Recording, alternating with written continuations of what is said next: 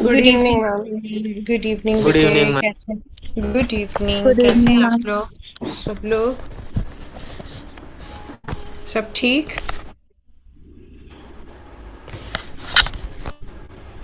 Good evening ma'am. Good evening टिया।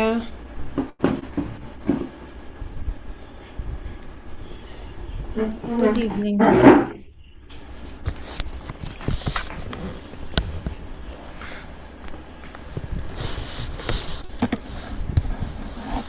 हाँ मृगांक, क्या बोल रहे बेटे?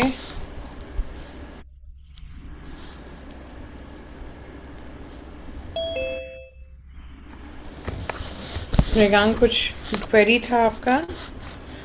Saturday we will have a test on haloarenes. Yes, we will have a test on haloarenes. और कल जो है सेक्टर 10 बैच का टेस्ट होगा, सेंटर पे होगा 6 से 7, सिर्फ हैलो एल्केन्स। ठीक, और सब पढ़ के आएंगे अच्छे से, जितना पढ़े हैं। अगर आपने कोई क्लास मिस की है कोई बात नहीं, आप जितना पढ़े हो, जितनी भी क्लास आपने अटेंड की है, जितना पढ़े हो उतना पढ़ के आएंगे। ठीक, कम से कम बैठ के लिखना। भले ही 2 क्वेश्चन लिख रहे हैं, लेकिन बैठ के लिखने की एक प्रैक्टिस होगी। पता चलेगा कि हमको कैसा क्वेश्चन मिला, हमने किस तरह से आंसर किया। और सूर्य विहार बैच के बच्चों ने तो कर लिया एक टेस्ट और हैलो एल्केन का। नेक्स्ट टेस्ट है उनका हैलो एरीन्स का, और नेक्स्ट टेस्ट है पूरा chapter hello alkene and hello arene. ठीक, तो अच्छे से पढ़ो, जितना भी पढ़ो उतना अच्छे से पढ़ो। सो हमने कल जो डिस्कशन किया था, हमने शायद सेकंड कॉलिगेटिव प्रॉपर्टी की थी, एलिवेशन ऑफ बॉइलिंग पॉइंट, जहाँ तक मुझे याद है। और मैंने सुबह भेजा भी आपको उसके मोस्ट इम्पॉर्टेंट पॉइंट्स। आप लोगों ने प्रैक्टिस किया क्या? Yes ma'am. Yes ma'am. Very good. ऐसे ही रोज़ थोड़ा थोड़ा अगर प्रैक्टिस करेंगे तो आपको पता ही नहीं चलेगा कब आपको पूरा सिलेबस बहुत अच्छे से आ गया होगा। तो why not let's write the formulae of all the colligative properties. 2 colligative properties हमने कर ली, तो हम उनके फॉर्मूले लिखें। चलिए फॉर्मूले लिखते हैं। पहली colligative property थी relative lowering of vapor pressure. Please let me know कि क्या फॉर्मूला है उसका, क्या हमने डिराइव किया था colligative property का फॉर्मूला, क्या पी था? Not A minus P A by P not A equals to X P. Very good, that is equal to mole fraction of P. Excellent. मैंने कल एक थोड़ी चीज़ का मेंशन किया था कि अगर सॉल्यूशन डाइल्यूट नहीं है तो मैम थोड़ा सा हमने चेंज किया था फॉर्मूले में। क्या चेंज था? मैम अपॉन में पी ए आ जाएगा। करेक्ट, मैम तो ये डिनोमिनेटर में पी डिवाइडेड ए बाय आ जाएगा, पी नॉट ए आ आ जाएगा। जाएगा, पी नॉट ए की जगह पी ए आएगा। Correct, okay. सो एक तो ये था फॉर्मूला। कल हमने डिस्कस किया था एलिवेशन ऑफ बॉइलिंग पॉइंट, तो एलिवेशन को लिखते हैं del T B. Del T B कितना होता है? यानी कि जो ओरिजिनल बॉइलिंग पॉइंट है सॉल्यूशन का, और जो एक्चुअली सॉल्वेंट का, जैसे कि पानी का 100 है और आपने अगर कोई सोल्यूट डाला तो वो 101 हो गया, तो 101 माइनस 100, ये change elevation in boiling point. इसका कोई यूनिट नहीं होता कि हम सेंटीग्रेड बोलें या केल्विन बोलें, ये तो डिफरेंस है।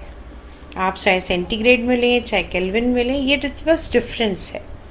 ये किसके बराबर आया था? के बी इंटू क्या? मोलैलिटी। मोलालिटी। मोलालिटी। और के बी जो है उसकी वैल्यू किस पे डिपेंड करती है? Type of. मैम लिख के लोअरिंग ऑफ भेज। Vapour pressure. नहीं, के बी की वैल्यू किस पे? आप लोगों ने इसका मतलब पढ़ा ही नहीं जो मैंने भेजा आपको। किस पे डिपेंड करती है? Type of solvent. Her solvent के लिए के बी की वैल्यू अलग होती है। इसका यूनिट क्या है के बी का? केल्विन, केजी केजी पर पर मोल। मोल।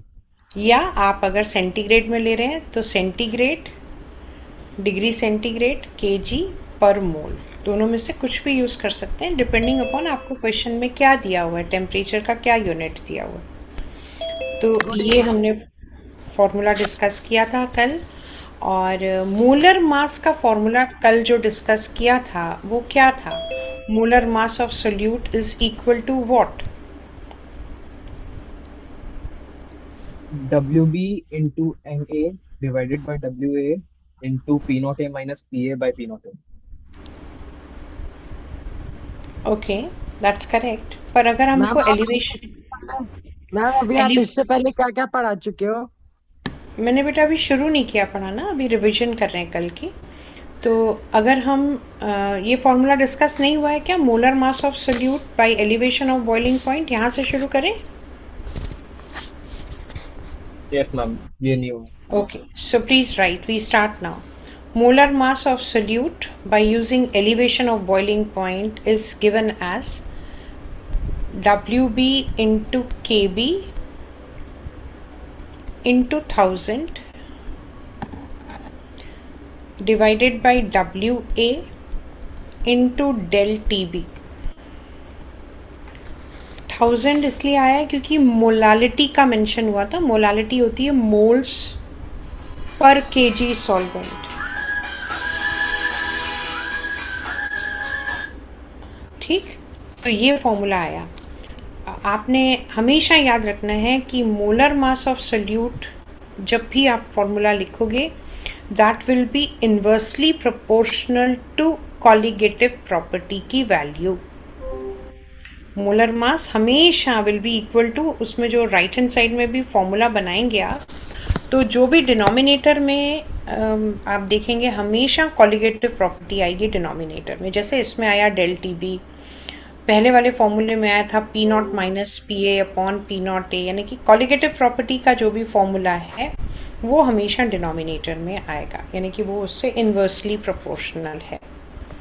ठीक, लिख चुके हैं सब लोग फॉर्मूला, और मैं आपको भेज भी चुकी हूँ फॉर्मूला। अगर आपने ध्यान दिया होगा तो मैंने वो जो बना के भेजा है उसमें फॉर्मूला लिखा हुआ है मोलर मास का। कोई बच्चा जल्दी से आंसर करिए कि क्यों हुआ एलिवेशन इन बॉइलिंग पॉइंट, क्या रीजन था उसका कि बॉइलिंग पॉइंट सॉल्यूशन का सॉल्वेंट से ज्यादा था? मैं वो क्योंकि जब एक नॉन वोलेटाइल सॉल्यूट एक वोलेटाइल सॉल्वेंट में डालते हैं तो उसका कम हो जाता है, वेपर प्रेशर कम हो जाता है, इसीलिए वो वेपर प्रेशर कम होने की वजह से उसको वो प्रेशर एटमॉस्फेरिक प्रेशर के इक्वल करने के लिए ज़्यादा हमें हीट एनर्जी देनी पड़ती है। करेक्ट। सो क्योंकि आपने जब नॉन वोलेटाइल सोल्यूट ऐड किया तो वेपर प्रेशर कम हो गया और आपको ज़्यादा हीट देनी पड़ी उसको बाहर के एटमॉस्फेरिक प्रेशर के बराबर करने के लिए। सो आज हम थर्ड कॉलिगेटिव प्रॉपर्टी शुरू कर रहे हैं, और वो थर्ड कॉलिगेटिव प्रॉपर्टी है depression in freezing point. So please write down depression in freezing point या depression of freezing point।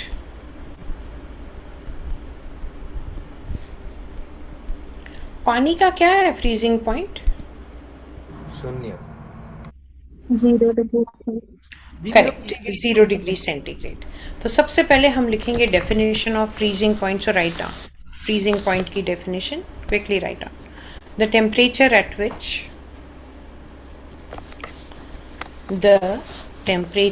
which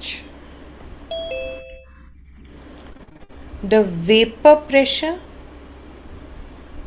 of the liquid state and the solid state of a substance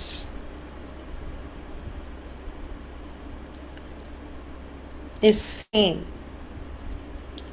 when the vapor pressure of the liquid state and the solid state becomes equal या becomes same. That temperature is called as freezing point. फिर से freezing point is a temperature at which the vapor pressure of the liquid state and the solid state of a substance becomes equal or is same. लिख चुके हैं? At this temperature, अभी ख़त्म नहीं हुआ, at this temperature, the liquid state and the solid state are in equilibrium with each other.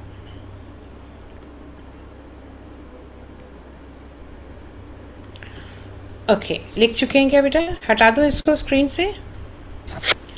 Colligative property का क्या नाम है? Depression of freezing point. Depression in freezing point. Very good. और freezing point की डेफिनेशन को मैं explain कर रही हूँ। मुझे पता नहीं आप लोगों ने कभी ऐसा किया है या नहीं किया, मैं बहुत बार करती हूँ ऐसा, कि फ्रीज़र में अगर आइस ट्रे में पानी रखा है जमाने के लिए और थोड़ी जल्दी है, गेस्ट आने वाले हैं या कुछ है, तो फ्रीज़र खोल के आई कीप ऑन चेकिंग कि बर्फ़ बनी है या नहीं। तो आप अगर बहुत ज़्यादा ही एंग्शियस हैं और कई बार जाके चेक कर रहे हैं, तो एक स्टेज ऐसी आती है फ्रीज़र में कि जब आप अपनी फिंगर अगर डिप करें, करना नहीं चाहिए कायदे से, लेकिन अगर आप करें तो पतली सी एक लेयर ऑफ आइस बनी हुई होती है और वो आइस की लेयर को तोड़ते हुए आपकी फिंगर अंदर जाती है। आपने कभी देखा है क्या? ऐसा ऑब्जर्व किया क्या? नहीं किया? यस मैम, किया है। करा है आपने? अच्छा।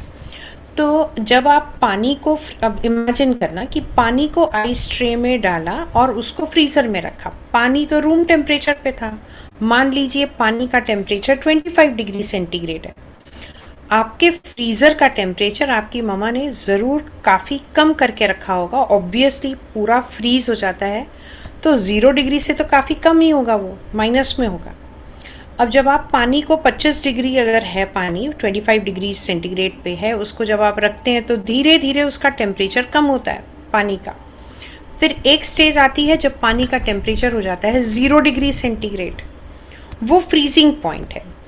तो 0 डिग्री सेंटीग्रेड पे जब 0 डिग्री सेंटीग्रेड होगा टेम्परेचर, तो दोनों चीज़ें को एग्जिस्ट करेंगी। कौन सी चीज़? आइस भी होगी और वाटर भी होगा, लिक्विड वाटर भी होगा, यानी कि सॉलिड स्टेट भी होगी और लिक्विड स्टेट भी होगी। क्यों ऐसा होगा?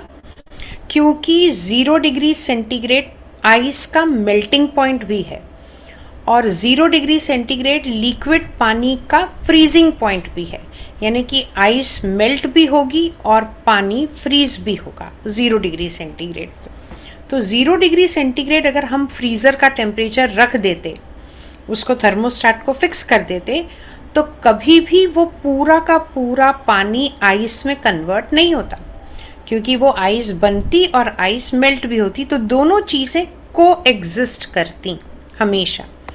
तो फ्रीजिंग पॉइंट की डेफिनेशन है temperature at which the solid state and the liquid state are in equilibrium with each other. एक पॉइंट ये है डेफिनेशन का, जैसे कि मैं यहाँ लिख रही हूँ H2O सॉलिड, यानी कि आइस बन रही है H2O लिक्विड।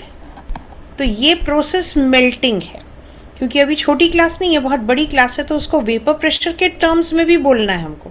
तो पहला पॉइंट एक डिस्कस करते हैं कि temperature at which both are in equilibrium with